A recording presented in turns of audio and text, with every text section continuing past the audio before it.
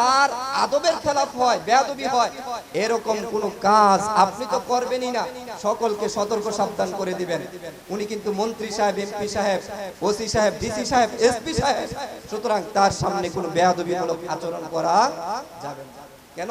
আপনি তাকে চিনি ফেলেছেন।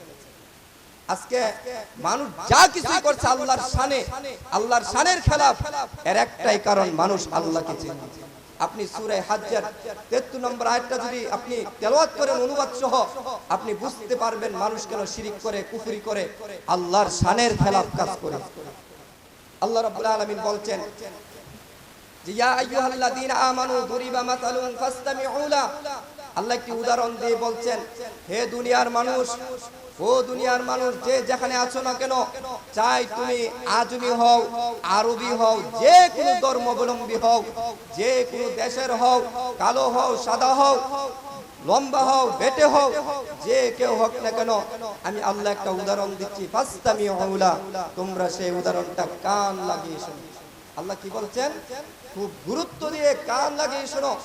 ইন্নাল্লাযীনা তাদউনা মিন দুনিল্লাহ, আল্লাহকে বাদ দিয়ে যাদেরকে তোমরা ডাকছো, যাদের কাছে দোয়া করছো, যাদের কাছে তোমরা প্রার্থনা করছো, যাদের কাছে নিজের হাজত তুলে ধরছো, লা ইয়াখলুকু যুবাবান ওয়ালা বিজতামাউ লা, এদের সকলকে যদি একত্রিত করা হয়, তারা একটা মাছিও বানাতে পারবে না। এটাকে আমি বলতেছি না, আল্লাহ বলতেছে। আপনার কাছে মোবাইল থাকলে কোরআনের অনুবাদ যদি থাকে, আমি আয়াত নম্বর বলে দিয়েছি, সূরা হাজ্জের 73 নম্বর আয়াত, আপনি আমার তরজমার সাথে মিলাতে পারেন।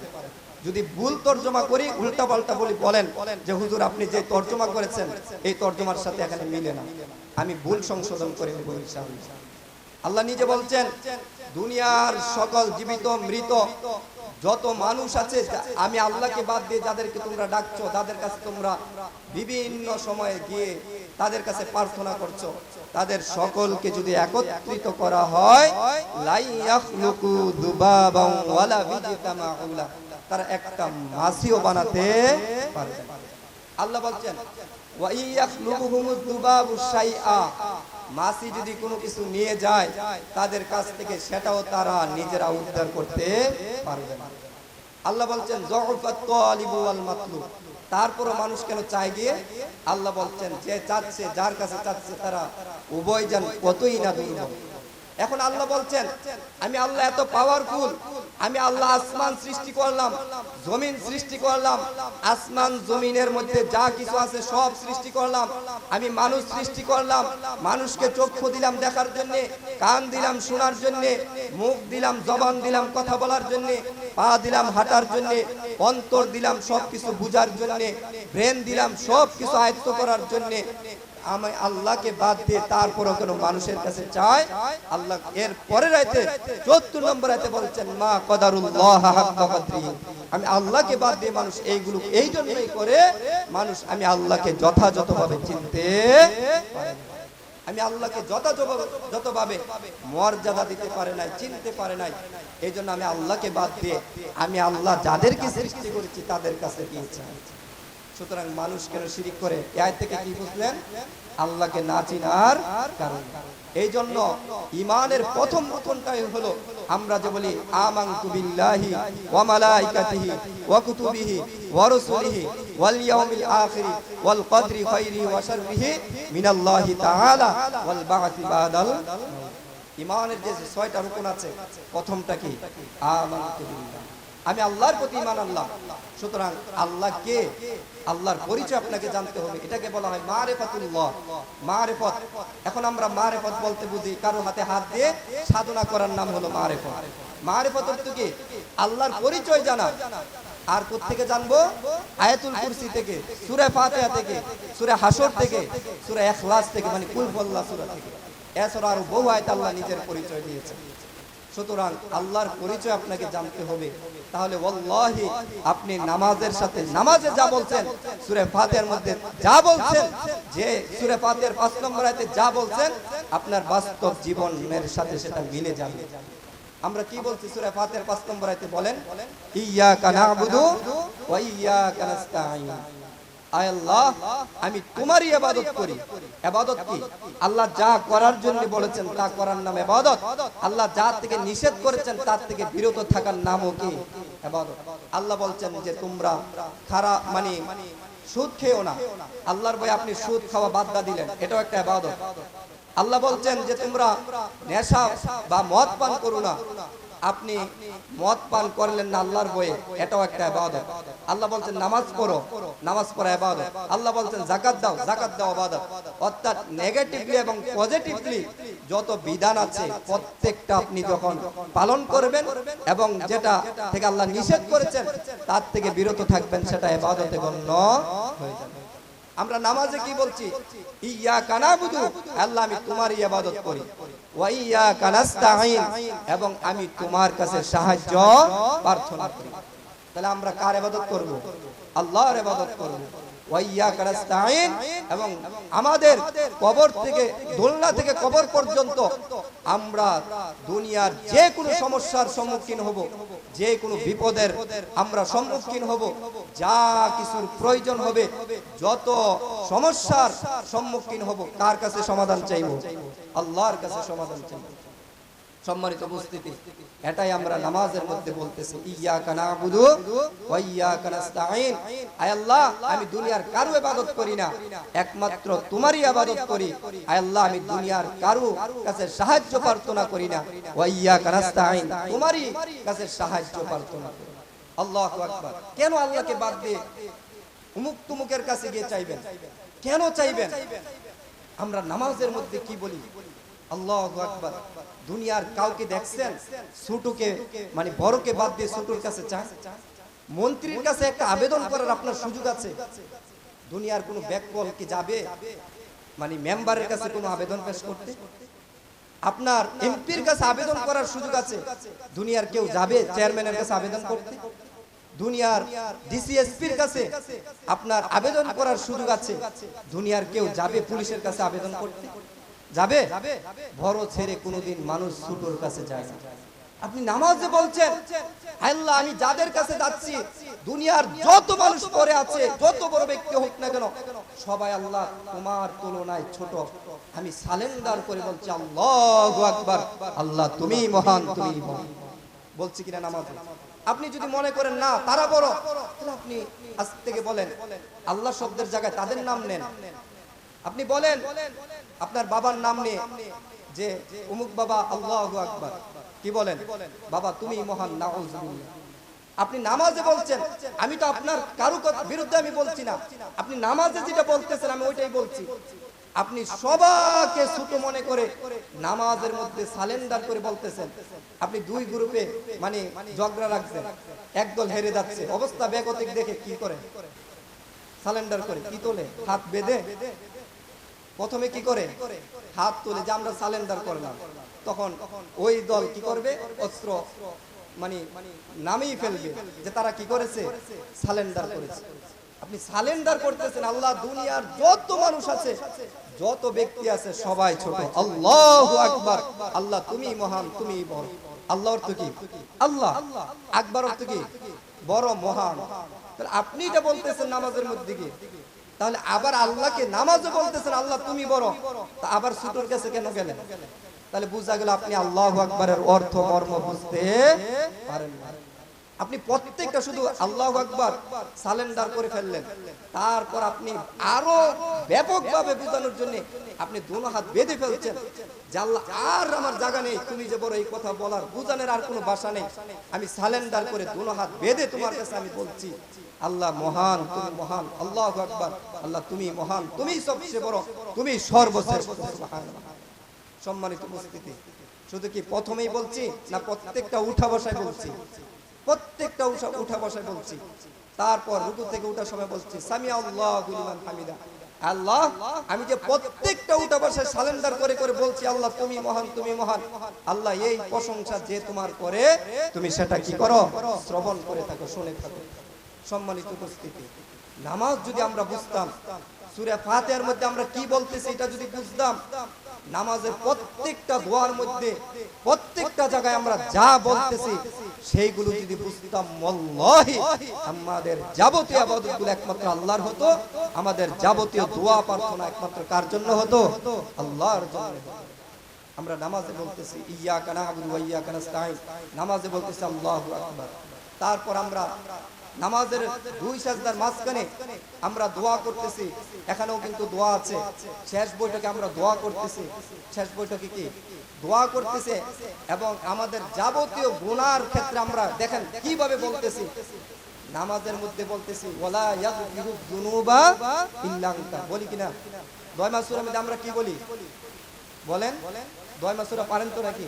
আল্লাহুম্মা ইন্নী যালামতু নাফসি যুলমান কাসীরা ওয়া লা ইয়াগফিরু যুনুবা ইল্লা আনতা ফাগফিরলি মাগফিরাতাম মিন ইনদিকা ওয়ারহামনি ইন্নাকা আনতাল গফুরুর রহিম।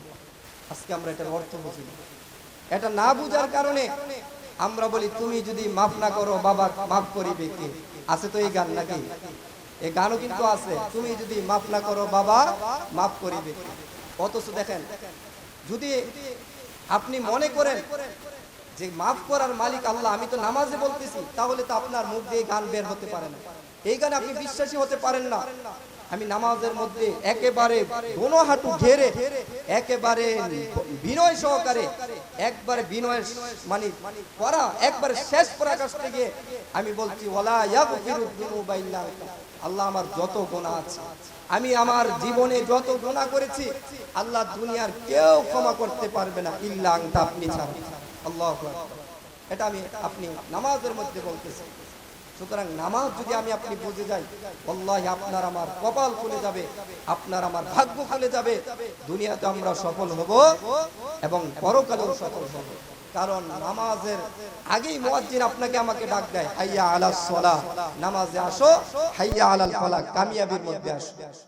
মুয়াজ্জিন বুঝাতে চাচ্ছে, ও দুনিয়ার মানুষ, এই আজানের মুহূর্তে যে যে কর্মের মধ্যে লিপ্ত আছো, চাকরি নকরি ব্যবসা বাণিজ্য ক্ষেত খামারে দোকানদারে যে যে সেক্টরে কাজ করতেছো, একটা কাজের মধ্যে সফলতা নেই, হাইয়া আলাস সালাহ, নামাজের মধ্যে আসো, তাহলে এই নামাজটাই হবে হাইয়া আলাল ফালাহ, তোমার জন্য কি আল্লাহ কামিয়াব, এটাই তোমার জন্য হবে সফলতা।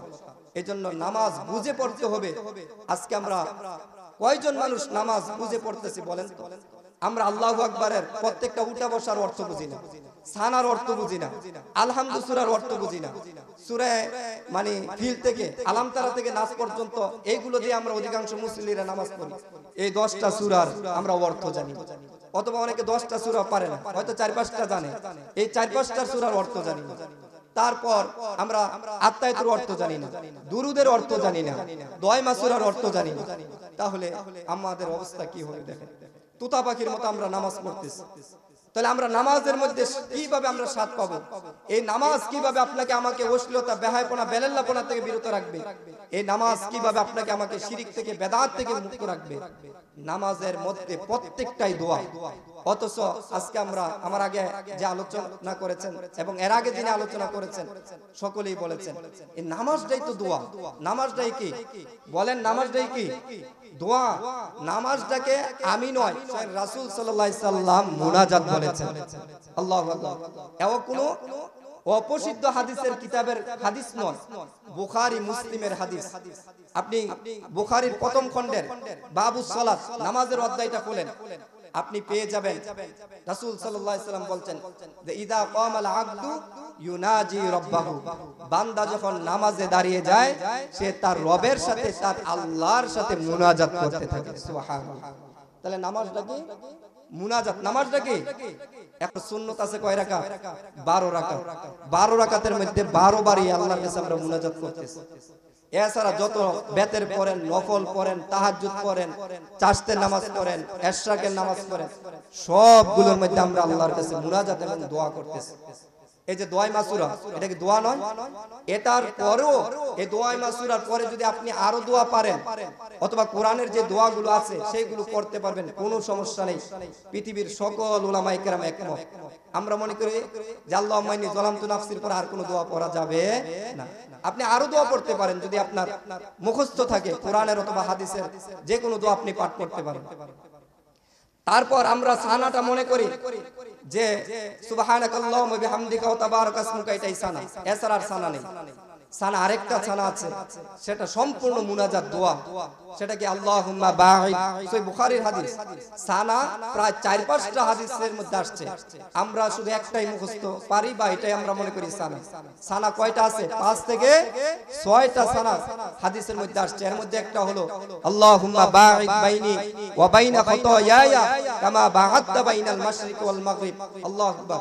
অর্থ বুঝলে আল্লাহুম্মা বাঈদ বাইনি ওয়া বাইনা খাতায়ায়া, হে আল্লাহ আমার মধ্যে, আমার গুনার মধ্যে এত বড় বিশাল বড় দূরত্ব তৈরি করে দাও, যেরকম পূর্ব থেকে পশ্চিম পর্যন্ত যত বড় দূরত্ব আমার মধ্যে, আমার গুনার মধ্যে এত বড় দূরত্ব তুমি তৈরি করে দাও।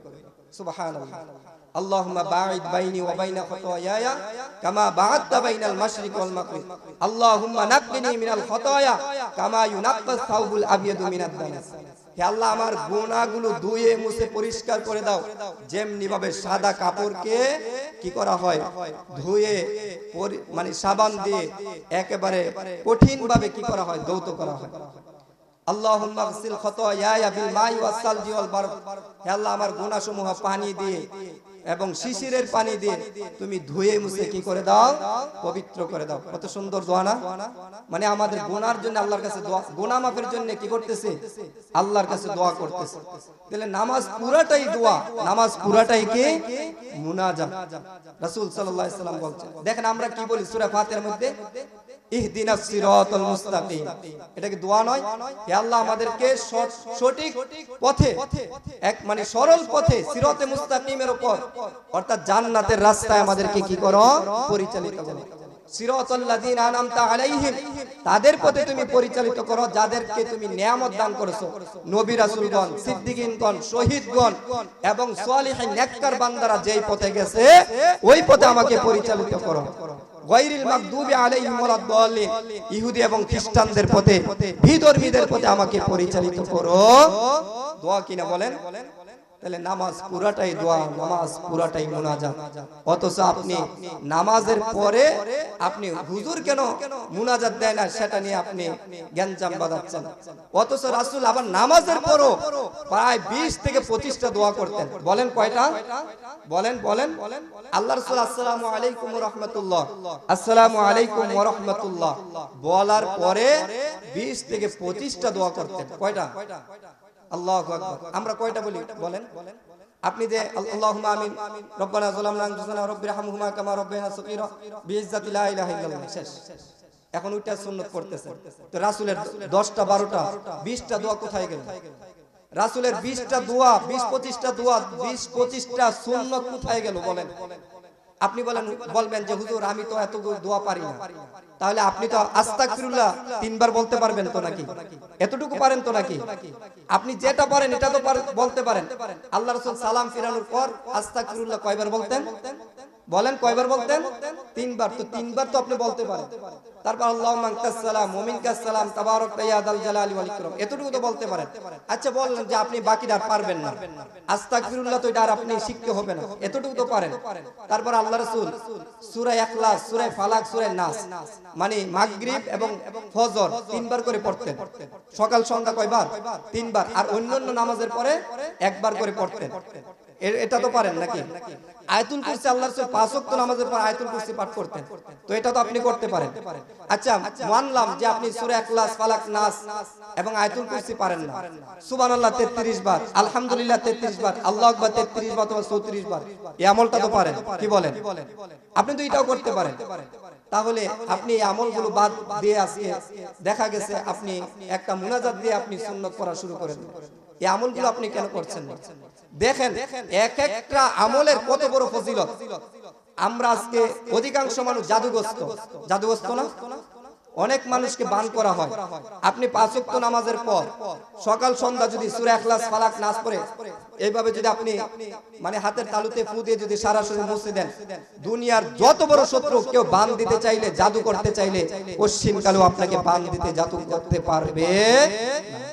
আজকে আমলগুলো না করার কারণে হুজুর জাদু করছে, হুজুরে আমার বাড়িতে বান করছে, হুজুরে আমার মেয়েটাকে বান দিয়েছে, আমার মেয়েটাকে কেচে মানে তাবিজ করছে। এইভাবে আমরা বিভিন্ন অভিযোগ দিয়ে থাকি। কেউ আপনাকে কোনো ধরনের ক্ষতি করতে পারবে না যদি আপনি 5 ওয়াক্ত নামাজের পরে আমলটা করেন। আর আয়াতুল কুরসি যদি আপনি পাঠ করেন 5 ওয়াক্ত নামাজের পরে, আল্লাহ রাসূল বলছেন সে জান্নাতে চলে গেছে। কেন যায় নাই? মরে নাই। মানে মরার সাথে সাথে সে কোথায় চলে যাবে? কবরে রেখে আসবে, সওয়াল জবাব শেষ, কোথায় চলে যাবেন? বলেন কোথায় চলে যাবেন? জান্নাতে চলে যাবেন। এটা কে বলেছেন? মুহাম্মদুর রাসূলুল্লাহ সাল্লাল্লাহু আলাইহি ওয়াসাল্লাম। এখন এই আমলগুলো তো পারেন, এখন এটাও পারেন না। সুবহানাল্লাহ 33 বার, আলহামদুলিল্লাহ 33 বার, আল্লাহু আকবার 33 বার, এটা তো পারেন। এই আমলগুলোর ফজিলত কি? এগুলো তো আজকে আমরা মসজিদ থেকে শুনি না, মিম্বর থেকে এই আমলগুলো এবং ফজিলতের কথাগুলো বলা হয় না। আল্লাহ রাসূল দেখেন, আমি সংক্ষিপ্ত করে বুখারী মুসলিমের হাদিস, আপনি মিশকাতের প্রথম খণ্ডের আল আজকার বাদা সলাতিল মাফরুজা, ফরজ সালাতের পরে আমলসমূহ, প্রত্যেকটা হাদিসের কিতাবের মধ্যে ফরজ নামাজের পরে আপনি কি আমল করবেন আলাদা একটা অধ্যায় আছে, আলাদা একটা কি আছে? অধ্যায় আছে। আপনি যে কোনো হাদিসের কিতাবের মধ্যে গিয়ে খুলবেন যে 5 ওয়াক্ত নামাজের পর কি কি আমল করতে হবে, আলাদা একটা অধ্যায় আছে। তো সেখানে দেখবেন ইমাম বুখারী, মুসলিম বিভিন্ন হাদিসের কিতাবের মধ্যে আসছে, যখন সাহাবায়ে কেরাম মক্কা থেকে মদিনায় গেলেন। আচ্ছা, যারা মক্কা থেকে মদিনায় গেলেন তাদেরকে কি বলা হয়? মুহাজির। তাদের কি বলা হয়? মুহাজির। আর ওইখানে যারা সাহায্য করছেন, নিজের বাগান দিয়ে দিয়েছে, নাও এই বাগানটা করে খাও, 2টা ঘর আছে, একটা ঘরকে দিয়ে দিয়েছে, যাও এই ঘরের মধ্যে তুমি বসবাস করো। কারো একাধিক স্ত্রী ছিল, তালাক দিয়ে বলছে নাও ইদ্দতের পরে আমার এই স্ত্রীটাকে তুমি কি করে নাও, বিবাহ করে নাও। এইভাবে যারা সাহায্য করেছে তাদেরকে বলা হয় কি? আনসার। আনসার অর্থ কি? সাহায্যকারী। আনসার অর্থ কি? সাহায্যকারী। এখন মক্কার সাহাবায়ে কেরাম আল্লাহ রাসূলের কাছে অভিযোগ জানালেন, ইয়া রাসূলুল্লাহ, আমরা তো অনেক সম্পদের মালিক ছিলাম, এখন মক্কা থেকে আমরা মদিনায় আসলাম, সাহাবায়ে কেরাম বিশাল বড় বাগান আমাদেরকে দিয়ে দিয়েছে, আল্লাহর রাস্তায় দিয়ে দিয়েছে, অনেক সওয়াব পাই নাই? সওয়াব পাইছে কিনা? স্ত্রী দিয়ে দিয়েছে, সওয়াব পাইছে কিনা? বাগান দিয়ে দিয়েছে, সওয়াব পাইছে কিনা? জমি জমা দিয়েছে, সওয়াব পাইছে কিনা? বাড়ি ঘর দিয়ে দিয়েছে থাকার জন্য, সওয়াব পাইছে কিনা? ইয়া রাসূলুল্লাহ, ওরা তো আমাদের চেয়ে অনেক আগায় চলে গেছে, আমাদেরকে সাহায্য করে তারা তো আগে জান্নাতে চলে যাবে, অনেক অনেক সওয়াব বেশি কামাই ফেলছে। ইয়া রাসূলুল্লাহ, আমরা এখন কি করব? আল্লাহ রাসূল বলছেন, সাবধান, আনসার সাহাবীরা যাতে না জানে তোমরা 5 ওয়াক্ত নামাজের পর সুবহানাল্লাহ 33 বার, আলহামদুলিল্লাহ 33 বার, আল্লাহু আকবার 33 বার, আর লা ইলাহা ইল্লাল্লাহু ওয়াহদাহু লা শারীকা লাহু এটা বলে মোট 100 বার, অথবা এটা 34 বার বলে 100 বার পুরা করবে। তাহলে তারা তোমাদেরকে জমি দিয়ে, বাগান দিয়ে, স্ত্রী দিয়ে, ক্ষেত খামার দিয়ে, ঘর বাড়ি দিয়ে যে সওয়াব অর্জন করেছে তোমরা সেই সওয়াব পেয়ে যাবে। সুবহানাল্লাহ। বুঝতে পারছেন কত বড় সওয়াব? এখন যখন মুহাজির সাহাবায়ে কেরাম নামাজের পরে বসে বসে আমলগুলো করে, আনসার সাহাবীরা কয়, কি রে, আমরা উঠে নামাজ পড়ি, তারা দি বসে বসে আমল করে, ব্যাপারটা কি? তারা মানে ফিস ফিস করে কি আমল করে? কারণ আল্লাহ রাসূল তো আনসারদেরকে বলে নাই, কাদেরকে বলছেন? মুহাজিরদেরকে বলছেন। এখন মুহাজিররা চিন্তা করলো তারা আবার নামাজের পরে কি আমলগুলো করে, এগুলো কি বলে, আমরা উঠে যাই কয়েকটা আমল করে, তারা দেখেছে আবার আঙ্গুল দিয়ে কি করে জপে, তারা একদিন 2 দিন 3 দিন এগুলা জেনে ফেলছে। কারণ না জানার কি আছে, পাশেই তো মুসল্লি বসে বসে আমল করে। এবার তারা ওই আমলগুলো শুরু করলো। এখন আবার গিয়ে আল্লাহ রাসূলের কাছে অভিযোগ করলো, ইয়া রাসূলুল্লাহ, আনসার সাহাবীরা তো এই আমলগুলো জেনে ফেলছে। তখন আল্লাহ কোরআনের আয়াত নাযিল করেন, যালিকা ফাদলুল্লাহ ইউতিহি মাইয়াশা, এটা আল্লাহর দয়া এবং রহম। সুতরাং তারা সম্পদ দিয়ে এই মানে শ্রেষ্ঠত্ব, এই মর্যাদা অর্জন করেছে। সুতরাং এখানে আর হিংসা করে অথবা এইগুলো নিয়ে বড়াই করার কোনো কিছু বা মনক্ষুণ্ণ হওয়ার কোনো কিছু নেই। তাহলে দেখেন, আপনি একটা জমি দিয়ে, মানে আপনার একটা জমি আছে, একখানে একটা জমি আছে, এটা আল্লাহর রাস্তায় দান করে দিলে যে সওয়াব পাবেন, 5 ওয়াক্ত নামাজের পর সুবহানাল্লাহ, আলহামদুলিল্লাহ, আল্লাহু আকবার এই আমলগুলো করলে সেই সওয়াব পাবেন। আপনার 2টা ঘর আছে, একটা ঘর আপনি এতিম গরিব অসহায় মানুষকে দিয়ে দিয়েছেন, দিয়েছেন, ওই এতিম গরিব মানুষকে গড়টা দিয়ে যে সওয়াব অর্জন করেছেন, 5 ওয়াক্ত নামাজের পর আপনি যদি আমলগুলো করেন সেই সওয়াব পেয়ে যাবেন। এগুলো বুখারী মুসলিমের হাদিস। অথচ আজকে আমরা করছি না। আমরা করছি কি? তাহলে আজ থেকে করবেন তো ইনশাআল্লাহ। আরেকটা জিনিস ভালো করে জেনে রাখেন, আমাদের প্রতি অনেকে ব্লেম দেয় আমরা মুনাজাত করি না, দোয়া করি না। যেখানে রাসূল সাল্লাল্লাহু আলাইহি সাল্লামের দোয়া নির্ধারণ করা আছে সেখানে সেইভাবে করাটাই সুন্নাত। যেরকম খাওয়ার শুরুতে আমার সাথে আপনারা হা হু করবেন, এগুলো বুঝার জিনিস ভাই, একেবারে ক্লিয়ার কাট কথা। আপনি একটু যদি বুঝার চেষ্টা করেন ইনশাআল্লাহ আপনি আল্লাহ রাসূলের প্রত্যেকটা সঠিক সুন্নাত বুঝতে পারবেন। ইসলামে যেখানে দোয়া নির্ধারণ করা আছে, আল্লাহ রাসূল নির্ধারণ করে দিয়েছে যে এই সময় দোয়াটা পড়বে, সেখানে হাত তোলা উচিত নয়, সেখানে হাত তুলতে হয় না। বলেন তো, আমরা টয়লেটে যাওয়ার পূর্বে আল্লাহ রাসূল আমাদেরকে দোয়া শিক্ষা দিয়েছেন কিনা? এখন কেউ কি বলছে আল্লাহুম্মা ইন্নী আউযু বিকা মিনাল খুবসি ওয়াল খাবাইস? বলছে কেউ? টয়লেট থেকে বের হওয়ার পর দোয়া আছে কিনা? কেউ ওইখানে হাত তুলে দোয়া করছে? ঘুমানোর সময় দোয়া আছে কিনা? কেউ কি বলছে আল্লাহুম্মা বিসমিকা আমুতু ওয়া আহইয়া? বলছে কি? হাত তুলে দোয়া করছে? করে নাই। আচ্ছা বলেন তো, ঘুম থেকে উঠার পরে আল্লাহ রাসূল থেকে নির্দিষ্ট দোয়া আছে কিনা? আল্লাহ রাসূল দোয়া আমাদেরকে শিক্ষা দিয়েছেন কিনা? কেউ কি বলছে আলহামদুলিল্লাহিল্লাযী আহইয়ানা বা'দা মা আমাতানা ওয়া ইলাইহিন নুশুর? এইভাবে কেউ হাত তুলে দোয়া করছে? খাওয়ার সময় দোয়া আছে কিনা? এখন কেউ কি খাওয়ার সময় বলছে, হাত তুলে দোয়া করছে? খাওয়ার পরে বলছে? তাহলে যেই জায়গার মধ্যে ইসলাম দোয়া নির্ধারণ করে দিয়েছে সেখানে হাত তোলা উচিত নয়। খাওয়ার সময়, ঘুমানোর সময়, টয়লেটে যাওয়ার সময়, মসজিদে প্রবেশের সময়, মসজিদ থেকে বের হওয়ার সময় আমরা কি আজ পর্যন্ত আল্লাহুম্মা আফতাহলি আবওয়াবা রাহমাতিক বিরহমাতিকা ইয়া আরহামার রাহিমিন বলে কি আমরা মুনাজাত দোয়া করে হাত তুলে কি আমরা মসজিদে গেছি? মসজিদ থেকে বের হওয়ার সময় আল্লাহুম্মা ইন্নী আসআলুকা মিন ফাদলিক এভাবে কি আমরা হাত তুলে দোয়া করছি? কারণ সেখানে রাসূল সাল্লাল্লাহু আলাইহি সাল্লাম দোয়া নির্ধারণ করে দিয়েছেন। তাহলে আজানের পরে, দাওয়াত খাওয়ার পরে, তারপর ঘুমানোর সময়, ঘুম থেকে উঠে মসজিদে প্রবেশের সময়, মসজিদ থেকে বের হওয়ার সময়, টয়লেটে প্রবেশের সময়, টয়লেট থেকে বের হওয়ার সময়, রাস্তা গিয়ে, বাজারে গিয়ে বিভিন্ন সময় রাসূল সাল্লাল্লাহু আলাইহি সাল্লাম কি করেছেন? দোয়া নির্ধারণ করেছেন, সেখানে হাত তুলতে হবে না।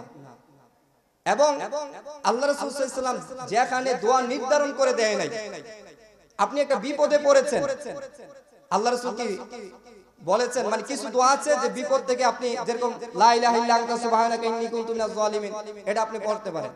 এছাড়াও আপনি 2 রাকাত নামাজ পড়ে, সালাতুল হাজত পড়ে আপনি আল্লাহর কাছে হাত তুলে আপনি বললেন, আপনার মানে নিজের ভাষা মতো, আপনার মতো করে আল্লাহর কাছে কান্নাকাটি করে বললেন, সেখানে হাত তোলাতে কোনো সমস্যা নেই, কারণ সেখানে আল্লাহ রাসূল দোয়া নির্ধারণ করে দেয় নাই। তাহলে এই বিষয়গুলো আমাদেরকে জানতে হবে।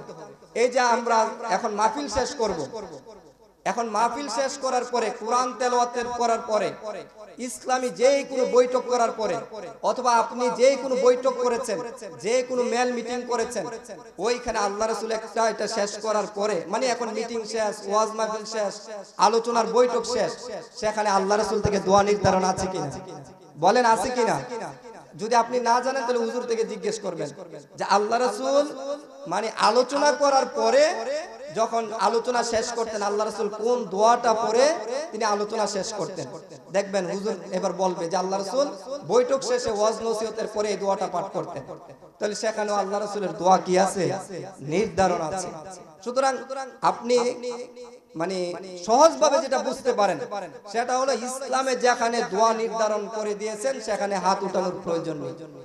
এছাড়া যে কোনো প্রয়োজনে, যে কোনো সমস্যায় আপনি হাত তুলে আল্লাহর কাছে দোয়া চাইতে, দোয়া করতে পারেন, অথবা কারো কাছে দোয়া চাইতে পারেন। ধরুন আপনি একটা বিপদে পড়ে মসজিদের ইমাম সাহেবের কাছে গেছেন, গিয়ে বলছেন হুজুর আমি তো এত বড় বিপদে পড়ে গেছি, আমার জন্য একটু দোয়া করেন। ইমাম সাহেব হাত উঠালো, আল্লাহ তুমি এই ভাইয়ের বিপদ থেকে উদ্ধার করো, এই ভাইকে আল্লাহ তুমি বরকত দান করো, বিভিন্ন ভাষা আপনার জন্য দোয়া করছে। এখন আপনিও পিছন থেকে হাত তুলছেন, কোনো সমস্যা নেই। তাহলে ইসলাম যেখানে দোয়া নির্ধারণ করে দিয়েছে সেখানে হাত তুলতে হয় না, যেখানে নির্ধারণ করে দেয় নাই সেখানে আপনি হাত তুলে দোয়া করেন, কোনো সমস্যা নেই। যেরকম নামাজের ভিতরে যে আমরা দোয়াগুলো করি সেখানে হাত তুলি, বলেন? এই যে সানার মধ্যে আমরা দোয়া করি, দোয়াই মাসুরার মধ্যে আমরা দোয়া করি, দুই সাজদার মাঝখানে দোয়া আছে, রুকু থেকে দাঁড়িয়ে দোয়া আছে। এগুলো উলামায়ে আহনাফ মানে হানাফি উলামায়ে কেরাম বলছেন যে ফরজ সালাত ছাড়া অন্যান্য সালাতে পড়তে পারবে, কোন কোন উলামায়ে কেরাম বলছেন ফরজও পড়তে পারবে। এগুলো থেকে আমরা হাত তুলি? হাত তুলি না, কারণ এইগুলোর মধ্যে ইসলাম দোয়া নির্ধারণ করে দিয়েছে। সুতরাং নামাজটা যদি আমরা বুঝি তাহলে কিন্তু আমরা আর এইগুলো নিয়ে আমরা কোনো ঝগড়া বিবাদ করব না। এজন্য নামাজটা বুঝতে হবে। আপনি যে কোনো একটা বই থেকে আজকে দেখবেন যে কোনো নামাজ শিক্ষার বইয়ের মধ্যে নামাজের প্রত্যেকটা দোয়ার অনুবাদ দেওয়া আছে, তরজমা দেওয়া আছে। আপনি 2-4 দিন 5 দিন 10 দিন অথবা 1 মাস যদি আপনি একটু মেহনত করেন যে আমি যে নামাজটা পড়তেছি আমার রবের সাথে দৈনন্দিন মুনাজাত করতেছি, দোয়া করতেছি, দেখি এগুলো আমি আল্লাহর সাথে কি বলতেছি, আপনি যদি একটু চেষ্টা করেন ইনশাআল্লাহ 1 মাসের মধ্যে আপনি এগুলো শেখা সম্ভব। দেখবেন 1 মাস পরে যখন আপনি নামাজে দাঁড়িয়ে যাবেন, ওয়াল্লাহি 1 মাস আগে আপনি যে নামাজ পড়েছেন আপনার 1 মাসের আগের সালাত আর আপনি যখন দোয়াগুলো শিক্ষা করে নামাজ পড়বেন দেখবেন রাত দিন ডিফারেন্স হয়ে গেছে। আপনি নামাজ পড়তেই মন চাবে, আপনি মুনাজাত করতেই মন চাবে, আপনি আল্লাহর কাছে বিভিন্ন জিনিস চাইতেই মন চাবে। নামাজের মধ্যে ধীরস্থিরতা চলে আসবে। আজকে আমরা নামাজ পড়ছি মানে 2 রাকাত নামাজ পড়ি 2 মিনিট 1 মিনিটে, কি বলেন? গেদে মসজিদে মাত্র আর জামাতের 2 মিনিট বাকি আছে, 2 মিনিট আমি 4 রাকাত নামাজ পড়ে গিয়ে একামতের সময় কি হয়ে যায়, মসজিদে শরীক হয়ে যায়। হচ্ছে কিনা? আমি 2 মিনিটে কিভাবে নামাজটা শেষ করলাম বলেন তো? 2 মিনিটে কি একটা নামাজ শেষ হতে পারে? এই নামাজের মধ্যে ধীরস্থিরতা নেই। অথচ উলামায়ে আহনাফ হানাফি উলামায়ে কেরাম ইমাম আবু হানিফা রাহিমাহুল্লাহ বলছেন কেউ যদি ইচ্ছাকৃতভাবে ধীরস্থিরতা নষ্ট করে তার সালাত তার নামাজ হবে না। বুখারী মুসলিমের হাদিস, এক ব্যক্তি মসজিদে নববীর মধ্যে সংক্ষিপ্ত আকারে বলছি 3 বার এসে আল্লাহ রাসূলের কাছে মানে সামনে এসে নামাজ পড়লেন। আল্লাহ রাসূল 3 বারই বলছেন নামাজ পড়ো, কেননা তুমি নামাজ পড়ো নাই। 3 বার বলার পরে আল্লাহ রাসূলকে ওই সাহাবী বলছেন ইয়া রাসূলুল্লাহ 3 বার নামাজ পড়লাম অথচ আপনি বলতেছেন আমি নামাজ পড়ি নাই। বুঝা গেল আমার নামাজের মধ্যে কোনো সমস্যা আছে। আল্লিমিনি আস-সালাত ইয়া রাসূলুল্লাহ, হে আল্লাহর রাসূল আপনি আমাকে নামাজ শিক্ষা দিন, কামা আল্লামাহুল্লাহ, যেমনি ভাবে আল্লাহ কামা আল্লামাকুল্লাহ, যেইভাবে আল্লাহ আপনাকে শিক্ষা দিয়েছেন।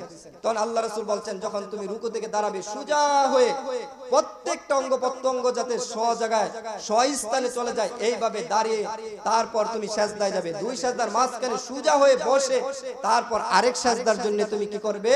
প্রস্তুততা রক্ষা করে তাদিল আরকান খুশু রক্ষা করে তুমি সালাত আদায় করবে। এজন্য উলামায়ে আহনাফ হানাফি উলামায়ে কেরাম বলেছেন কেউ যদি এই ধীরস্থিরতা ইচ্ছাকৃতভাবে ছেড়ে দেয় তার নামাজ হবে না। ভুলে যদি ছেড়ে দেয় তাহলে সাহু সিজদা দিলে সালাত হবে, নতুবা তার নামাজ হবে না। অথচ দেখেন আজকে আমাদের মুরব্বিরা মানে রুকু থেকে একটু মাথা ডালকি দিয়ে আবার সিজদায় চলে যায়, একটা সিজদাতে একটু মাথা ডালকি দিয়ে আরেকটা সিজদায় চলে যায়। এরকম হচ্ছে কিনা? এইভাবে আপনার নামাজ হবে না। কোন মাযহাবের দৃষ্টিতে হানাফি বলেন, শাফি বলেন, মালিকি বলেন, হাম্বলি বলেন, কোন মাযহাবের ইমামদের মতে আপনার সালাত হবে না। এই কারণে আসুন আমরা ইসলামটাকে বুঝার, নামাজকে বুঝার এবং প্রত্যেকটা উঠে বসে আমরা যা কিছু বলছি সেগুলো বুঝার আমরা চেষ্টা করি।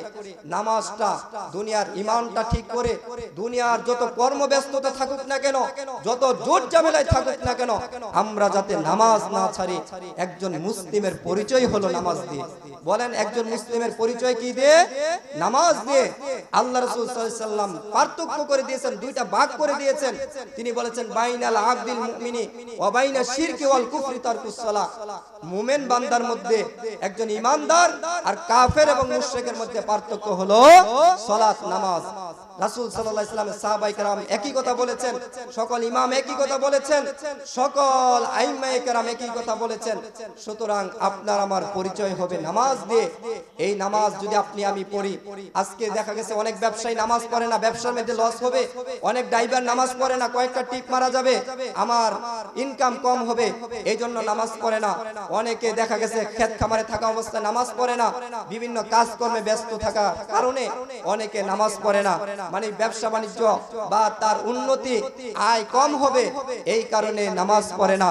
অথচ এই নামাজের মধ্যে আল্লাহ রাব্বুল আলামিন রিজিকের বড়লোক হওয়ার গ্যারান্টি রেখেছেন। সুবহানাল্লাহ। কেউ যদি নামাজ পড়তে চায় তাকে রাসূল সাল্লাল্লাহু আলাইহি সাল্লামের পদ্ধতিতে নামাজ পড়তে হবে। ওয়াল্লাহি আল্লাহর কোরআন কোনদিন মিথ্যা হতে পারে না। আল্লাহ কোরআনে বলেছেন, কেউ যদি নামাজের মধ্যে ধীরস্থিরতা রক্ষা করে, ধারাবাহিকতা রক্ষা করে সালাত আদায় করে, তার রিজিকের ব্যবস্থা স্বয়ং আল্লাহ করবেন। কে করবেন? আল্লাহ করবেন। সূরা তাহার 141 নম্বর আয়াত খুলেন, আল্লাহ রাব্বুল আলামিন রাসূলকে বলছেন, হে রাসূল, আপনি নিজে নামাজ পড়ুন, আপনার পরিবার পরিজনকে নামাজের কথা বলুন, তাহলে কি হবে? আমি আল্লাহ আপনাকে রিজিক দান করব, টাকা পয়সা অর্থ করি দান করব। সুবহানাল্লাহ। আল্লাহ রাব্বুল আলামিন বলেন, ওয়া'মুর আহলাকা বিস-সালাত ওয়াসতাবির আলাইহা লা নাসআলুকা রিজকা। আপনি নিজে নামাজ পড়ুন, আপনার পরিবার পরিজনকে, স্ত্রীদেরকে, সন্তানদেরকে নামাজের কথা বলুন, তাহলে কি হবে? নাহনু নারযুকুকা, আমি আল্লাহ আপনাকে রিজিক দান করব। সুবহানাল্লাহ। সম্মানিত উপস্থিতি, এই আয়াত থেকে বোঝা যায় কি নামাজ পড়লে রিজিক দিবেন কে? ধনী বানাবেন কে? সম্পদ দিবেন কে? আল্লাহ রাব্বুল আলামিন। সুতরাং নামাজের মধ্যে আপনার রয়েছে রিজিকের গ্যারান্টি, অর্থের গ্যারান্টি, খাওয়ার গ্যারান্টি, আপনার নিরাপত্তা এবং আপনার আনন্দের জীবনের গ্যারান্টি। নামাজ পড়বেন, আল্লাহ এই জীবনকে শত্রু থেকে বাঁচাই দিবেন। শত্রু থেকে আল্লাহ রাব্বুল আলামিন এই জীবনকে, আপনার লাইফকে কি করবেন? নিরাপদ করে দিবেন। ফালিয়াবুদু রাব্ব হাযাল বাইত আল্লাযী আতামাহুম মিন জু' ওয়া আমানাহুম মিন খাউফ। আল্লাহ কোরআনে বলছেন, এটা তো আমরা নামাজও বলি, সূরা কির মধ্যে, আলাম তারার মধ্যে বলি না আমরা? সূরা কি মাউনের মধ্যে আমরা বলি নাকি? তো এইগুলোর মধ্যে রয়েছে আপনার জন্য জীবন এবং রিজিকের গ্যারান্টি। নামাজ পড়বেন, জীবন আল্লাহ রাব্বুল আলামিন রক্ষা করবেন। নামাজ পড়বেন, রিজিকের ব্যবস্থা আল্লাহ করে দিবেন। সুতরাং আসুন আমরা সঠিক দিনটা বোঝার চেষ্টা করি, নামাজ আদায় করি। এই নামাজ যদি আদায় করি, আল্লাহ রাব্বুল আলামিন আমাদেরকে কি করবেন? জান্নাতে দান করবেন। একটা হাদিস, যে হাদিসটি আমি আপনাদের সামনে তেলাওয়াত করেছিলাম, আমরা সবাই জান্নাতে যেতে চাই।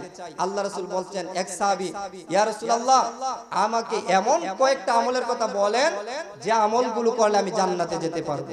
এই হাদিস অনুবাদ করে ইনশাআল্লাহ আমরা জান্নাতে যেতে পারবো এই আমলগুলো নিয়ে, এবং এই আমলগুলো করার ইচ্ছা করে, ইরাদা করে ইনশাআল্লাহ আমরা মাহফিল শেষ করব।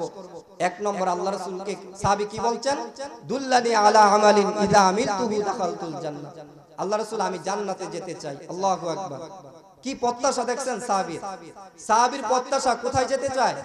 জান্নাতে যেতে চায়। আজকে আমরা কয়জনে এই প্রত্যাশা নিয়ে আমরা দিন রাত গুজরান করছি, অতিবাহিত করছি? এমন একটা লোক আছে সমাজে যে তার রাত দিন ফিকির হলো জান্নাতে যাওয়া, আছে কি? দিনে একবার জান্নাতে যাওয়ার ফিকির করে, এরকম মানুষও সমাজে হয়তো আজকে পাওয়া যাবে না। আজকে আমরা সবাই দুনিয়ার পিছনে পড়েছি। আমাদের মনে হচ্ছে একটাই উদ্দেশ্য, মানে মানুষকে ঠকিয়ে হোক, মেরে হোক, যেইভাবে হোক বড়লোক হতে হবে, টাকার মালিক হতে হবে, সুন্দর একটা বিল্ডিং এর মালিক হতে হবে, মানে একটা বড় ব্যবসার মানে আমাকে মালিক হতে হবে। এই হলো আজকে আমাদের রাত দিনের চিন্তা। কি বলেন?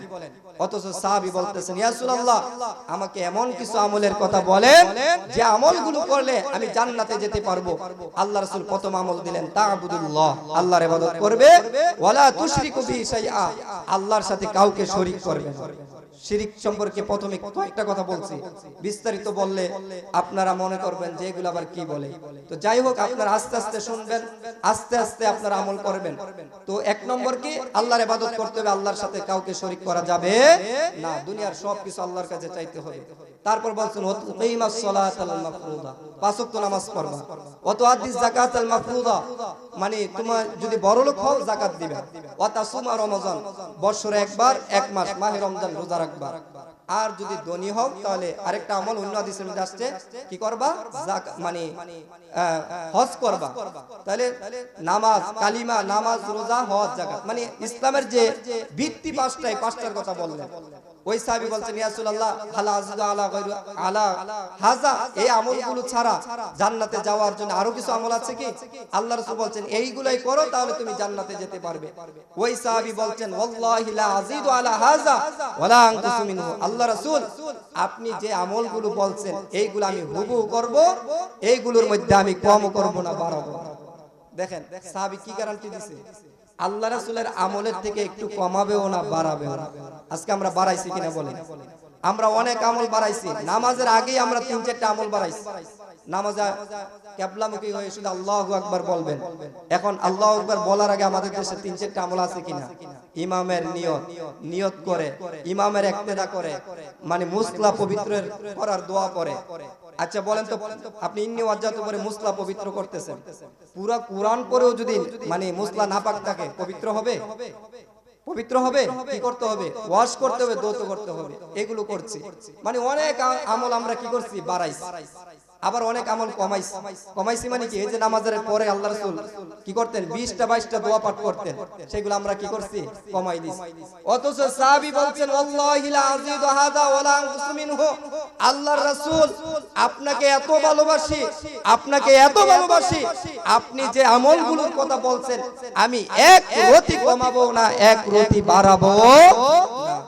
আল্লাহ রাসূল বলছেন তুমি যখন এই কথা বলছো শুনে রাখো, আল্লাহ রাসূল উপস্থিত সাহাবীদেরকে বলছেন মাইয়ানজুরু ইলা রাজুলিন মিন আহলিল জান্নাতি ফালয়ানজুরু ইলা হাযা।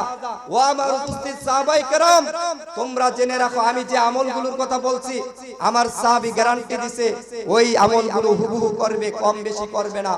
এই মুহূর্তে তোমাদের কেউ যদি জান্নাতি ব্যক্তি দেখে আনন্দিত হতে চায় ফালয়ানজুরু ইলা হাযা, সে যাতে ওই প্রশ্নকারী সাহাবীকে, আমি সাহাবীকে যে আমলগুলো বলে দিছি ওই সাহাবীকে দেখে নেয়। সুবহানাল্লাহ।